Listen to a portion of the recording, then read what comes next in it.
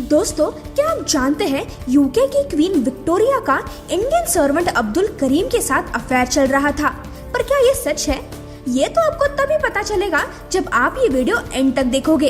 तो तैयार हो जाओ, ये है फैक्ट स्टार, जहां आपको मिलेंगे मजेदार फैक्ट्स लगातार। चलो तो सबसे पहले ये जान लेते हैं कि ये अब्दुल करीम है कौन। अब्दुल करीम ये झांसी के एक हॉस्पिटल असिस्टेंट का लड़का था। 1887 में क्वीन विक्टोरिया का 50th बर्थडे था और ब्रिटिश इंडिया से क्वीन को as a gift 2 Indian servants भेजे गए थे और वो 2 इंडियन सर्वेंट्स थे अब्दुल करीम और मोहम्मद बख्श। क्वीन को अब्दुल करीम बहुत पसंद आए, जिसके चलते क्वीन ने करीम को मुंशी का टाइटल दे दिया, यानी कि क्लर्क। साथ ही उसे अपना इंडियन सेक्रेटरी बनने के लिए भी अपॉइंट किया।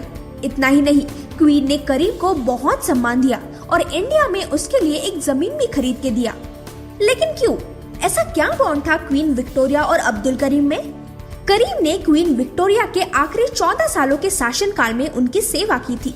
अब्दुल करीम क्वीन विक्टोरिया का बहुत करीबी दोस्त बन गया था और इसी वजह से क्वीन विक्टोरिया ने उसको काफी स्पेशल ट्रीटमेंट्स दी, जैसे कि यूरोप में क्वीन के साथ ट्रैवल करना, ओपेरास और बैंक्वेट्स में वीआईपी सीट्स देना, पर्सनल गिफ्ट्स देना।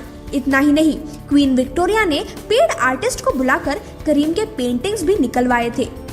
अब्दुल करीम क्वीन विक्टोरिया के साथ इतना करीब हो गया कि क्वीन ने इंडियन कल्चर में इंटरेस्ट लेना भी चालू कर दिया था और जिसके बाद क्वीन ने अब्दुल करीम को उन्हें उर्दू सिखाने के लिए भी कहा था, ताकि वो दोनों का डायरेक्ट कम्युनिकेशन हो सके।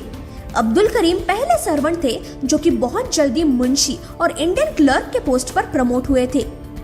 लेकिन ऐसा क्या था अब्दुल करीम में जिसकी वजह से क्वीन उसे इतना पसंद करने लगी थी? क्योंकि अब्दुल करीम क्वीन के साथ एक नॉर्मल ह्यूमन बीइंग की तरह बात करता था, ना कि किसी क्वीन की तरह। वही बाकी सारे लोग, यहाँ तक कि क्वीन के बच्चे भी क्वीन से एक डिस्टेंस रखकर ही बात किया करते थे। लेकिन अब्दुल करीम काफी इनोसेंट था। उसने क्वीन विक्टोरिया को अपने देश के बारे में, अपने फैमिली के बारे में सब कुछ बताया। साथ ही जब क्वीन परेशान होती थी तब भी करीम क्वीन की बातें सुनने के लिए उनके साथ होता था और जिसकी वजह से क्वीन करीम के साथ बहुत अटैच्ड हो गई थी। कई लोगों को लगता था कि क्वीन विक्टोरिया और अब्दुल करीम एक रोमांटिक रिलेशनशिप में है। वही बहुत लोगों का ये भी मानना था कि उनका एक माँ और बेटे जैसा रिश्ता है, क्योंकि अब्दुल करीम मैरिड थे और क्वीन उसकी वाइफ को भी उसी तरह ट्रीट करती थी जैसे कि वो करीम को करती है। क्वीन विक्टोरिया ने इस कपल को यूके के रॉयल एस्टेट में एक घर भी दिलवाया था और इंडिया में खुद की जमीन भी। लेकिन ये कहानी हमें पहले क्यों नहीं पता थी? क्या आप जानते हैं 2003 तक अब्दुल करीम किसी को पता ही नहीं था। जी हाँ, क्वीन विक्टोरिया की मौत के बाद क्वीन के बेटे एडवर्ड ने अब्दुल करीम को नौकरी से निकाल दिया, उसका घर छीन लिया और क्वीन के साथ करीम के जो भी मेमोरीज थे उन सबको जला दिया। लेकिन फिर ये कहानी सबके सामने कैसे आई?